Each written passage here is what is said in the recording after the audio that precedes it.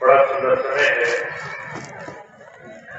आज बहुत समय के बाद इस क्षेत्र में आपके बीच में इस सत्संग का गुरु की याद एक सुंदर अवसर का आयोजन बहुत प्रेम भाव से सभी भाई बहनों ने किया है।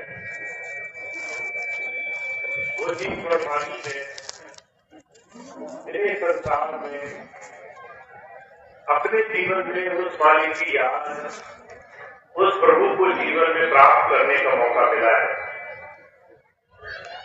बुजुर्ग कहा करते थे, ये कलयुग का दौर है।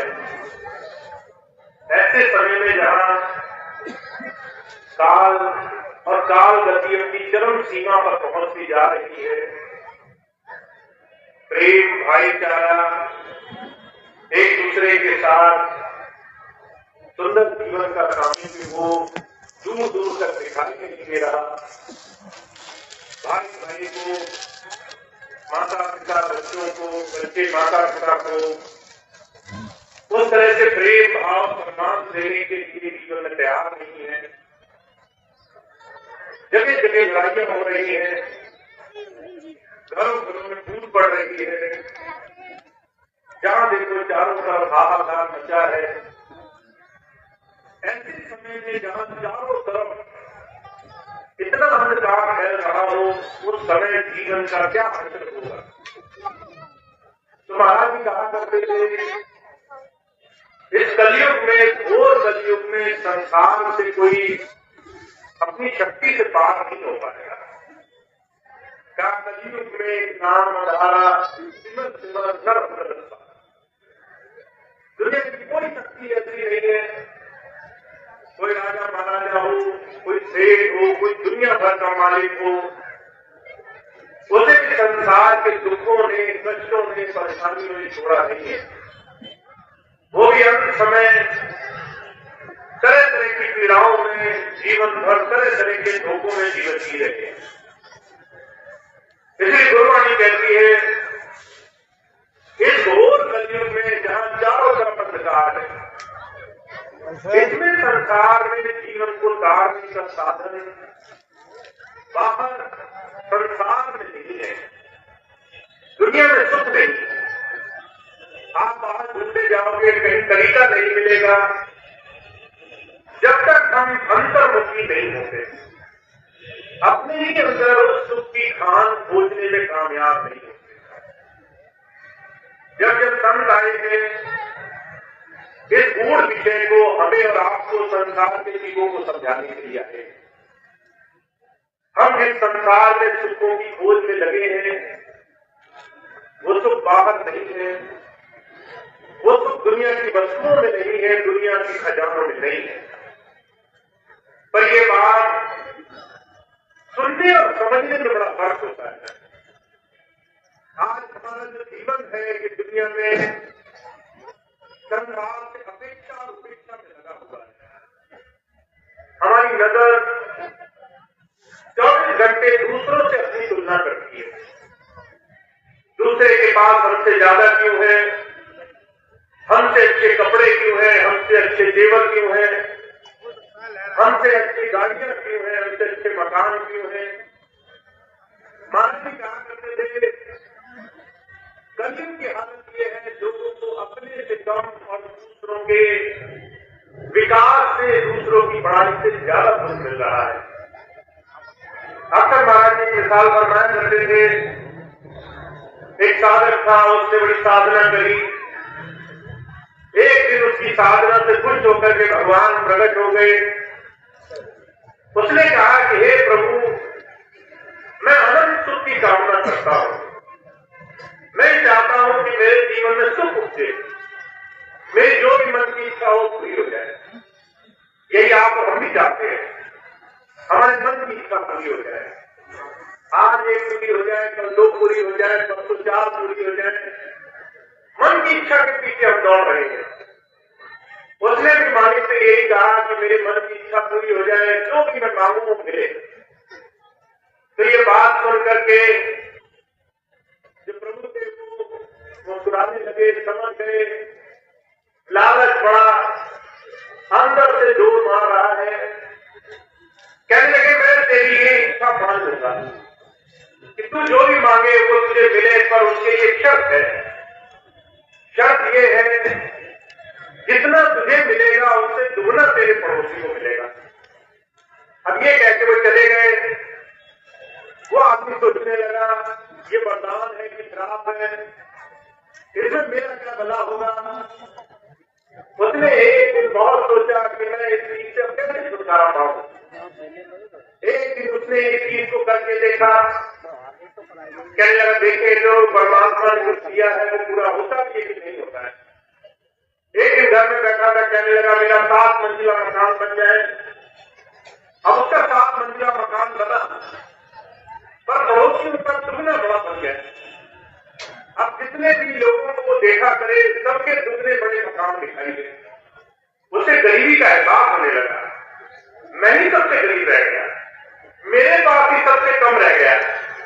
ये भूल गया कि पहले जमीन पर रहता था, 7 मंजिला मिला। शुक्रगुजार होना, धन्यवादी होना, ये बहुत बड़ी कला है जिस तरह सिखाने के लिए आते हैं। पर जब हम तुलना करते दूसरे से, दूसरे के पास हमसे ज्यादा क्यों है? हम दुख में, कष्ट में, तकलीफों में ही जीवन जीते हैं।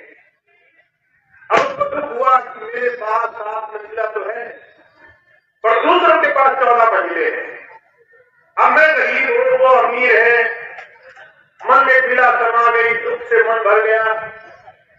किसी विद्वान के पास गया, कहने लगा मुझे वरदान तो मिला पर बड़ा श्राप जैसा दिखाई देता है। अब ये बात कही तो विद्वान से समझाने लगे, कहने लगे अगर अच्छाई मांग रहे हो वो बढ़ेगी, तो बुराई मांगो तो वो भी बढ़ेगी। अपने लिए कुछ गलत चीज मांगो, दूसरे को दुगनी गलत होगी। अब उसने मन में विचार किया, बहुत सोचने के बाद प्रार्थना करी। कहने लगा हे परमेश्वर मेरी इच्छा ये है मेरे घर के आगे एक कुआं खुद जाए, दूसरों के घर के आगे 2 कुएं खुद गए। कहने लगा हे प्रभु मेरी इच्छा ये है मेरी यहाँ एक आंख खुद जाए, दूसरों की दोनों आंखें खुद गई। अब मन में सुख आने लगा, देखो मेरे आंख में रोशनी तो है, दूसरे तो पूरी तरह अंधेरे है। धीरे धीरे उसकी मांग से लोग घर के सामने जितने कुएं खुदे थे उससे गिर गिर करके मरने लगे। उसने देखा कि लोग मर रहे हैं तो उसमें सुख का आभास हुआ। मेरे से ज्यादा किसी के पास कोई सुख नहीं है, मैं ही सबसे ज्यादा सुखी हूं। महाराज जी कहा करते थे हम आज भी संसार में मन के पीछे दौड़ करके अपने छोटे से नुकसान से दूसरे की तुलना करके कई बार बड़े सुखी हो जाते हैं। और जो कहा करते थे एक बात ध्यान रखना, तुम्हारे अंदर के ये जितने भी आवेश हैं, काम, क्रोध, लोभ, मोह, अहंकार, वीडियो कॉल ये सबसे पहले तुम्हें जलाएंगे। सबसे पहले तुम्हारे मन को, तुम्हारी अंतर आत्मा को जला करके खाक कर देंगे। ठीक है। अब आप क्रोध में हो। हुजूर एक बात पूछा करते थे, आप घर गए, आपको गुस्सा आया, आपने घर वालों को गुस्सा दिखाया, सबसे ज्यादा कष्ट किसे हुआ? जब आप इस बात को फर्क कर देखोगे तो पता चलेगा सबसे ज्यादा पीड़ा खुद होगी। पहले हमने वो बात सोच सोच करके पीड़ा पाई, फिर उसको बोल करके पीड़ा पाई, फिर दूसरे की प्रतिक्रिया देखकर कि दूसरे को तो फर्क ही नहीं पड़ा, मैंने इतना तीखा चिल्लाया, दूसरे के ऊपर कुछ नहीं हुआ तो उससे भी पीड़ा पाई। हम जितना ज्यादा अपने आप में दुखी होते हैं उतना ज्यादा संसार में कोई हमें दुखी नहीं कर सकता। तो जो कहा करते थे इस संसार में तुम्हारा सबसे बड़ा मित्र है तो वो भी तुम्हारा अपना आप है।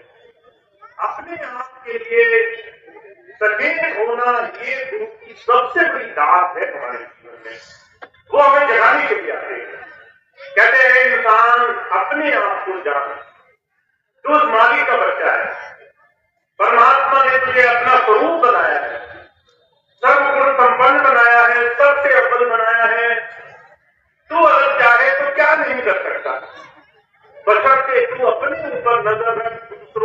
तुलना मत कर। तेरी तुलना संसार में किसी से नहीं, न घर से, न पड़ोसियों से, न रिश्तेदारों से, न दूसरे इंसानों से, न उनकी अच्छाई बुराई से। तुम्हारी तुलना सिर्फ अपने आप से है। जब तुम अपने जीवन में किसी संत की शरण पाओगे तो संत महापुरुष तुम्हें बाहर की तरफ देखने से रोकेंगे, दूसरों की तरफ नजर मत रखो, अपने ऊपर नजर रखो। महाराज जी के जीवन की घटना आती है, एक बार सत्संग करवा रहे थे, ऐसे आप जैसी बहुत प्रेमी संगत बैठी थी। महाराज जी कहने लगे, मैं चाहता हूं कुछ लोग मेरे लिए सेवा का काम करें। सबकी तरफ देखने लगे तो लोग बहुत खुश हुए, सेवा के अवसर मिलेंगे। महाराज जी का कौन करेगा सेवा, हाथ उठाओ। तो बहुत से लोगों ने हाथ उठाए, महाराज जी हम सेवा करेंगे आपके लिए। महाराज जी कहने लगे, सबसे पहली सेवा मैं चाहता हूं अपना अंतःकरण शुद्ध करो, अपने अंदर की सफाई करो, अपने आप को सुधारो, अपने आप को गुरु दरबार में ले जाने के योग्य बनाओ। ऐसा न हो कि तुम्हारे अंदर सब कुछ हो और तुम उस चीज को पाने के लिए एक बार नजर न होकर। इसलिए भूखा जी महाराज कहा करते थे, भीखा जी महाराज कहा करते थे, भीखा भूखा कोई नहीं, सबकी गठरी लाल, कान खोल नहीं देखते साफे बैठा। आपको जब दया करता है, जब नाम देता है, उसी दिन अपनी नजर रख देता है। उसी दिन आपके सारे कर्मों का बोझ अपनी तरफ और अपनी सारी दया बहन का खजाना आपकी तरफ लुटा देता है। पर वो खजाना आपको ऐसे सामने थाली में परोसा हुआ नहीं मिलेगा। वो सारा खजाना दुख है, आपके अंदर छुपा के रख दिया है। अब आपको अपना समय देना है, आपको अपना प्रेम भक्ति देनी है, आपको अपना संकल्प देना है कि हे गुरु, मैं अपने जीवन से अपने जीवन को तुम्हारे योग्य बनाना चाहता हूं। वो बनाने के लिए मैं धीरे धीरे अपने जीवन के छोटे छोटे विकारों को चुन करके बाहर निकालूंगा। महाराज बड़े सुंदर मिसाल फरमाया करते थे, महाभारत काल का जिक्र है। युधिष्ठिर पांडवों में सबसे बड़ा लड़का हुआ। उनके राजगुरु से द्रोणाचार्य एक दिन कहने लगे, पढ़ाते पढ़ाते, आज का पाठ ये है, सच बोला करो और सच बोलने से जीवन आसान हो जाएगा।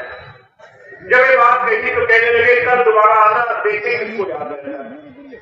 सारे बच्चे आए, सबने सुनाया, युधिष्ठिर को ये बात याद नहीं। गुरु जी कहने लगे, एक और दिन ले लो। युधिष्ठिर एक और दिन बाद आया, फिर भी याद नहीं हुआ। तीसरे दिन आया, चौथे दिन आया, 15 दिन गुजर गए।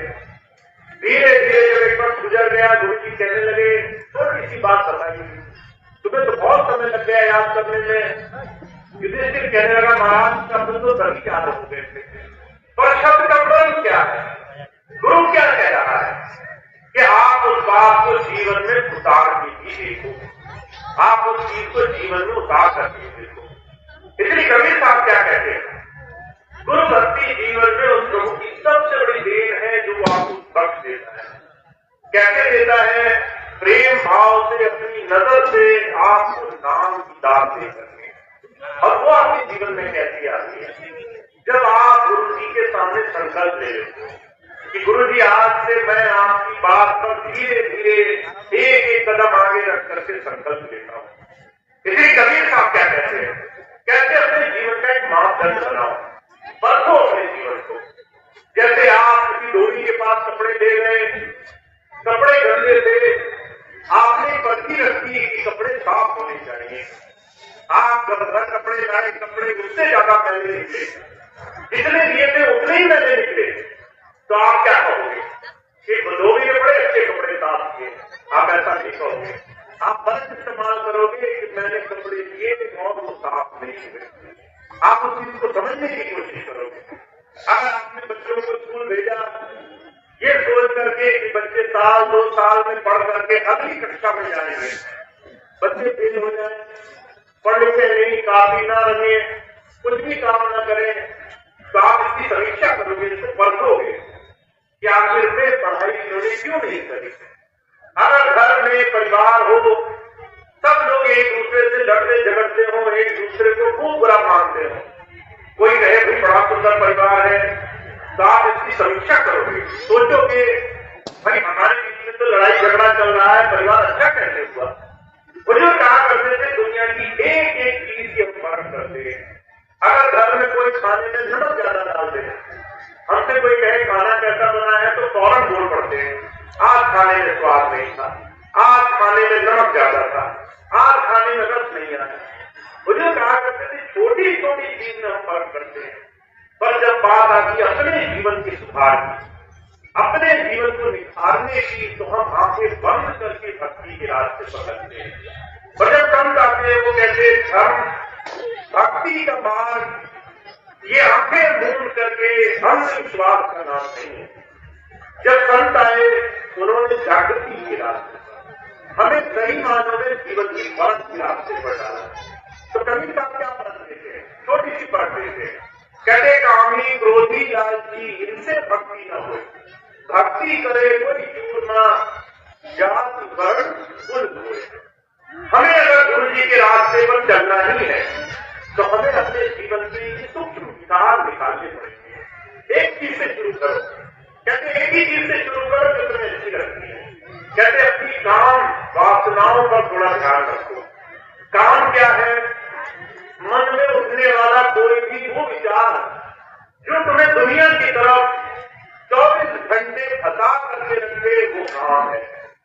अगर आपको किसी ने कहा कि पड़ोसी के घर में तो तुमसे ज्यादा है, तुम्हारी मेहनत तो बेकार गई, तुम्हारा जीवन ही बेकार हो गया, तुमने तो सारा जीवन खराब कर दिया, मन में कामना उपज गई, हे प्रभु मुझे उससे ज्यादा मिलता तो ही नसीब होता।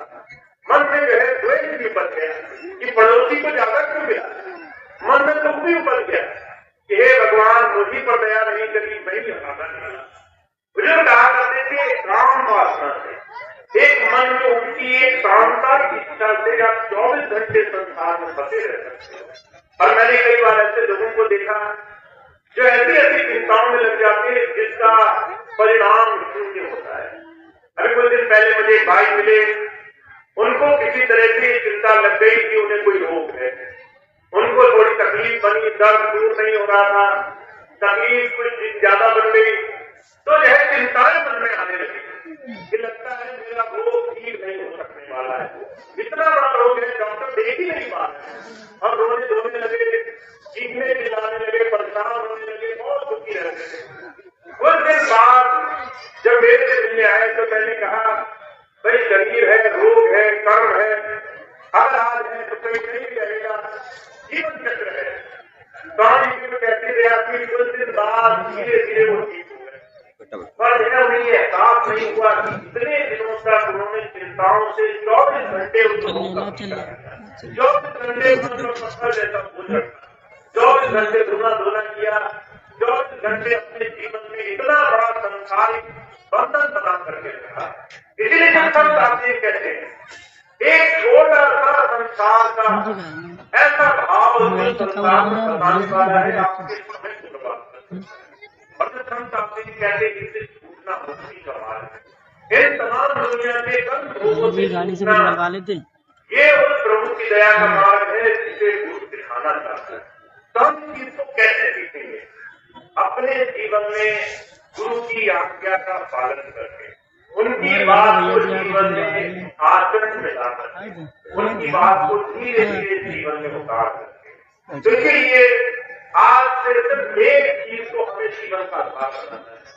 कभी क्या कह रहे हैं, कहते आप एक काम अभी करना शुरू कर दो तो आपके जीवन के सारे काम आसान है। स्वामी जी भी इसी बात को कहा करते थे तुम्हारे 24 घंटे में बहुत सारा समय ऐसा होगा जो खाली होगा, तुम इससे सिमरन करना शुरू करो। सिमरन करना तुम्हारी सबसे आसान युक्ति है। तुम कोई भी काम करो, चाय पी रहे हो सिमरन करते हो, चाय बना रहे हो सिमरन करते हो, खाना बना रहे हो, किसी की सेवा कर रहे हो, किसी काम में लगे हो, किसी भी तरह के कारोबार में लगे हो, अगर मन खाली है तो उसमें सिमरन करते जाओ। और जो कहा करते थे सिमरन एक ऐसी शक्ति है, गुरु के दिए हुए नाम को मन में बसा कर रखना एक ऐसी शक्ति है जो बड़ी बड़ी से हर सबसे तुम्हारे जीवन में चमत्कार करता है। इसलिए गोस्वामी जी क्या कहते हैं, कहते एक घड़ी आधी घड़ी आधी से दुनिया तुलसी संगत साथ की हरे को चलता। अगर तुम्हें गुरु की बात को जीवन में उतारने का ये जीवन का रस आ गया है तो अभ्यास से अपने जीवन में गुरु नाम के सिमरन को लाना है, गुरु की बात को जीवन में उतारना है, गुरु की बात से अपने जीवन को सरल बनाना है, अपने जीवन की चिंताओं को, दुनिया की तमाम तरह की विकृतियों को, तरह तरह की परेशानियों को उतारने की कोशिश करनी है। और उसके लिए आपका जीवन ये बिल्कुल जीवन से सरल होना चाहिए। अंदर से मन पर तमाम सांसारिक बोझों से आपको मुक्ति होनी चाहिए। अब मैं एक ही बात कहता हूँ, बहुत से भाई बहन आते हैं, मैं तो कहता हूँ अगर आपको पूर्ण गुरु मिल जाए तो सबसे पहले आपकी चिंता वो पूरी तरह से गुरु चरणों में समर्पित हो जानी चाहिए। आप जब किसी समर्थ पुरुष के पास जाओ तो अपना सारा बोझ उतार करके उसके चरणों में रख दो। तो आज से मेरे जीवन का सारा अच्छा बुरा सुख दुख सबकी आपकी जिम्मेदारी है। आप जैसे चाहो वैसे मेरे जीवन का निर्माण करो, वैसे मेरे जीवन को बनाओ, ताकि मैं अपने जीवन को उस प्रभु के लिए, अपने जीवन को संपूर्ण बनाने के लिए जीवन जी सकूं। तो कबीर काल की बात तो बहुत साफ लफ्जों में कह रहे हैं, कहते हमें और आपको एक सुंदर अवसर मिला है, हमने अपने जीवन में शिष्यता अपना ली, गुरु से उसकी बात का अनुसरण आचरण करके जीवन में धीरे धीरे इस विश्वास को बना लेता है, इस भरोसे को बना लेता है कि संसार की चिंताएं, दुनिया की परेशानियां, दुनिया की छोटी मोटी तरह तरह की चीजें हमारे जीवन पर एक मात्र की असर कर सके। भगवान श्री कृष्ण ने गीता में इसी बात को कहा है, अगर आप अपने जीवन में अपने इस जीवन का पूरा लाभ उठाना चाहते हो तो आपको अपना है, अपनी पीड़ाएं, अपने जीवन का जितना भी डर है वो उस प्रभु के चरणों में समर्पित करना पड़ेगा, निर्णय होना पड़ेगा।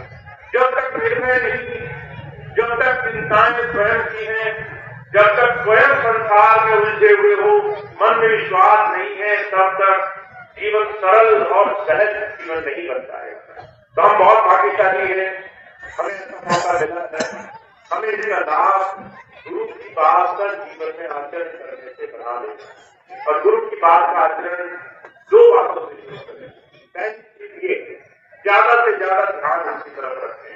24 घंटे में आपको जो भी अवसर मिले, खाते बनाते सोते जागते, बहुत सारा समय ऐसा होगा जो मन संसार के चिंतन में लगा रहेगा, वहां से समय बचाएं और गुरु की याद में लगाते चले। जो बनाए, जो बहने माताएं अपने घरों में खाना बनाते वक्त गुरु की याद बनाते रखती है, उनके घर में शांति आती है। जो है अपने जीवन में अपने छोटे से अभ्यास से अपने मन का सिमरन पक्का कर लेती है, उनके घर में प्रेम प्यार शांति भाईचारा होने लग जाता है। जो भाई अपने सारे काम करते वक्त सिमरन बनाने का अभ्यास बना लेते हैं, उनकी शुद्ध कमाई से, उनकी इस कमाई से जितना भी कर्म भाव संसार का होगा वो उसकी मुक्ति का कारण बन जाते हैं। वो सहज भाव से अपने जीवन की कमाई से जीवन को शुद्ध कर सकते हैं, उनसे फिर तो दोष नहीं लगता। तो जो कहा करते थे सिमरन की ताकत को पहचानो, याद हमारा गुरु चरणों में बनी रहनी चाहिए। जितनी ज्यादा हम इसके लिए अभ्यास करेंगे उतनी ही जल्दी हमारे जीवन में काम बनेगा। और दूसरी बात जो मैं बहुत ज्यादा कहता हूँ, अपने स्वाभाविक जीवन को सहज बनाओ। स्वामी जी एक बात कहा करते थे जब नाम लिया करते थे कि भाई आपको दो चीजें ठीक करनी है, आहार और विचार। आपका जो शरीर में भोजन है वो ऐसा होना चाहिए जो शरीर को एक सहज भाव से प्रभु धारा की तरफ जोड़े, सात्विक भोजन होना चाहिए। तो मांसाहार से दूर रहो, शराब और नशों से दूर रहो, तरह तरह के दूसरे नशों से अपने जीवन को बचाओ, क्योंकि अगर तुम खुद होश में होगे तभी किसी की रक्षा कर पाओगे। अगर खुद ही बेहोश होगे, खुद ही नशों में पड़े रहोगे तो कौन तुम्हारे से आचरण लेगा, कौन तुम्हारे जीवन से कोई सही रास्ता लेगा। तो आहार की शुद्धता, और ये मत सोचो कि परमात्मा तो कौन सा देख लेगा, हम घर में चुपके पीते हैं, हम चुपके खाते हैं, कौन देख लेगा। क्योंकि आप अगर अपनी नजर से नहीं बन सकते तो परमात्मा की नजर से नहीं बन सकते। अगर आप अपने दुष्कर्म देख पा रहे हैं तो समझ लो परमात्मा भी उन तमाम चीजों को देख रहा है। तो इसलिए आहार की शुद्धता लाओ। दूसरी चीज विचार की शुद्धता। विचार की शुद्धता क्या है कि आपके जीवन में आपको गुरुमत और मनमत में एक चीज चुननी पड़ेगी। मनमत क्या है कि तमाम लोग तरह तरह की बातें बोलेंगे और आपका ध्यान हर एक बात पर जाएगा। कोई किसी की बुराई करेगा, उधर ध्यान चला जाएगा। कोई किसी की निंदा करेगा, उसमें मन लग जाएगा। कोई कहेगा किसी ने तुम्हें गाली दी, वहां ध्यान चला जाएगा। हर एक चीज तुम्हारे लिए नहीं है, हर एक विचार तुम्हारे लिए नहीं है। अपने जीवन को उस दिशा में बढ़ाओ जो तुम्हारे लिए सार्थक हो। सुकरात कहा करते थे, दार्शनिक थे, कहा करते थे तीन चीजें ध्यान रखो। अगर कोई चीज तुम्हारे लिए फायदेमंद न, अगर कोई चीज तुम्हें जीवन में किसी सही दिशा में बढ़ाने योग्य न हो, अगर कोई चीज तुम्हारे जीवन में सिर्फ कहीं सुनी हो, सिर्फ दूसरों की सुनी सुनाई हो पर उसका कोई आधार न हो, तो उन चीजों पर एक क्षण भी बर्बाद करने की आवश्यकता नहीं। किसी ने सुनी सुनाई बोल दी, किसी ने कुछ व्यर्थ की बात बोल दी कि दूसरे आदमी ने तो बड़ा बोल है, अब इससे आपको क्या लाभ मिलने वाला है? उन बातों पर आप घंटों न बर्बाद करें। अपने जीवन को विचार शुद्धता से आगे की तरफ से जाए जहाँ आपका भला होता है। तो इन बातों को आहार, विचार की शुद्धता और ध्यान गुरु, इन दो बातों से जीवन में हम बहुत कुछ पा सकते हैं। तो आप बहुत भाग्यशाली हैं। ये हमारे इस वर्ष का आखिरी समय भी है। हम धीरे धीरे अपने वर्ष के आखिरी पड़ाव पर हैं। आज ईसाई धर्म में उनके जो मसीहा हुए, ईसा मसीह, उनके जन्म दिवस का आज समय भी है। तो बहुत सारे सुंदर अवसर मिले हुए हैं और इन तमाम सुंदर अवसरों पर हमारे लिए बड़ा सुंदर अवसर है कि हम अपने जीवन में एक संकल्प साध लें, एक मन में व्रत ले लें, एक मन में वचन दे लें अपने गुरु महाराज कि गुरु जी आने वाले वर्ष में हम एक महीना लगातार इन दो तीन चीजों को अपने जीवन में करके देंगे। और मैं आपको गारंटी देता हूँ, अगर आपने संकल्प बांध कर कोई काम एक महीने लगातार कर लिया, एक दिन उसने नागा नहीं किया, तो आपके जीवन में आपको बहुत बड़े बड़े चमत्कार दिखाई देने लग जाएंगे, बहुत बड़ा परिवर्तन दिखाई देने लग जाएगा। तो ऐसा गुरु का आशीर्वाद होता है। उसके वचन की पालना करने से हमें बहुत कुछ क्षण भर में प्राप्त हो सकता है। तो आप बहुत भाग्यशाली हैं। जीवन में बहुत कुछ करने का अवसर मिला है। इसको आप अभ्यास की तरफ जोड़ें, इसका पूरा पूरा लाभ उठाएं, तभी आपके जीवन में इसका बहुत बहुत लाभ मिलेगा। तो ये कुछ स्वामी जी की बात हुई जो मैंने आपकी सेवा में रखी। अब इतनी बात कहकर मैं अपनी बात समाप्त करूंगा। आज के सत्संग कार्यक्रम के समाप्ति का समय लगभग करीब है। 2 मिनट में आपके और दूंगा। अभी हमारे भाई डॉक्टर दिल्ली में है, 2 मिनट में आपके और दूंगा। हमारे इस पूरे स्वामी जी महाराज के सेवा मिशन को हम सभी गुरु प्रेमी भाई बहन आपस में मिल करके आगे बढ़ाने के लिए एक संकल्प ले रहे हैं। और वो संकल्प ये है कि हम ज्यादा से ज्यादा जितने भाई बहन भी सेवा कार्य में तत्पर रहना चाहते हैं, चाहे वो गांव से हो, चाहे वो अलग अलग क्षेत्र से हो, चाहे अलग अलग तरह के सेवा कार्य में अभी तक लगे हुए बहुत सारे भाई बहन, कि हमें ज्यादा से ज्यादा गुरु की बात जन जन तक पहुंचानी है। तो अगले आने वाले वर्ष से 2024 से कुछ कार्यक्रमों की शुरुआत होनी है। उसमें सबसे पहला कार्यक्रम ये है कि हमें जितने हमारे क्षेत्र के अधिकारी हैं, जितने क्षेत्र के सेवा संस्थान के लिए प्रमुख चुने गए हैं और उनके साथ जितने भी प्रेसिडेंट हैं, सबको मिलकर के अगले वर्ष की शुरुआत से ही ज्यादा से ज्यादा सत्संग और ज्यादा से ज्यादा ध्यान वो हमारी साथ संगत में पहुंचाना है। तो आप चाहे किसी भी घर में हो, आप किसी गांव में हो, अगर आप अकेले हैं, बहुत सारे सत्संगी हैं, सारे भाई बहन मिल करके अपने गांव में, अपने घरों में ज्यादा से ज्यादा सत्संग के लिए ऐसे तमाम सत्संगी भाई बहनों को आमंत्रित किया करो। वो आए, महीने में एक बार सत्संग करें, महीने में एक बार गुरु चर्चा हो, आपके घर में गुरु की बात आए। आप चाहे उसको बहुत साधारण रूप से करें, पर ज्यादा से ज्यादा सत्संग की व्यवस्था आपके घरों में, गांव में, आपके शहरों में हो। उसके लिए बहुत सारे भाई बहन आपके पास आएंगे और आप भी उनसे संपर्क करेंगे कि हमारे घरों में, हमारे आसपास सत्संग की व्यवस्था रखी जाए। तो ये एक सूचना है दूसरी सूचना इसी कड़ी से जुड़ी हुई है वो ये कि स्वामी जी महाराज के सेवा के मिशन को और तेजी पकड़ाने के लिए एक समिति का गठन हुआ है, दिव्यांग योग साधना समिति। इस समिति के माध्यम से तरह तरह के सेवा कार्यों की शुरुआत जनवरी के महीने से आपके क्षेत्रों में हो, इसके लिए हम सभी भाई तो जितने भी भाई बहन इस समिति से स्वामी जी के इस सेवा संस्थान से जुड़ना चाहते हैं, उनको ये अवसर है कि अपने क्षेत्रों में अपने क्षेत्र के जो भी प्रमुख चुने गए हैं उनसे संपर्क करें। आप ये देखते हैं यहाँ पुलिस भाई है, निश्चित प्रकार के मिलत है, वहाँ पर दूसरे डीजी है, अगर आप बरेली पहुंच जाएंगे तो वहाँ पर दूसरे डीजी है। ऐसे सारे क्षेत्रों में प्रमुख चुने गए हैं, उनसे संपर्क करें। जब आप उनसे मिलेंगे तो वो आपको इस समिति से जोड़ने की सारी चीजें बताएंगे। आप समर्पित सदस्य बन सकते हैं, आप आजीवन सदस्य बन सकते हैं, आप इस समिति से श्रम के रूप में जुड़ करके सेवा के इस कार्य में जुड़ करके योगदान दे सकते हैं। तो आपकी जैसी इच्छा, जैसी श्रद्धा, जैसा समय, वैसा आप सेवा के इस अनुष्ठान का हिस्सा बने। तो ये बात है कि हमें समिति का हिस्सा बनना है, सेवा कार्य से जुड़ना है। तो इसकी एक सबसे पहली बैठक 28 जनवरी को अगले महीने मासिक सत्संग जो मणिनाथ का पड़ता है आखिरी बार को मणिनाथ आश्रम बरेली में 28 जनवरी को इसकी सबसे पहली बैठक होगी। इस बैठक में जितने भी हमारे सत्संग देने वाले प्रेसिडेंट हैं, जितने भी हमारे सत्संग के प्रमुख या क्षेत्र प्रमुख डिस्ट्रिक्ट गवर्नर भी कहते वो ज्यादा से ज्यादा संख्या में वहां पहुंचने की कृपा करेंगे।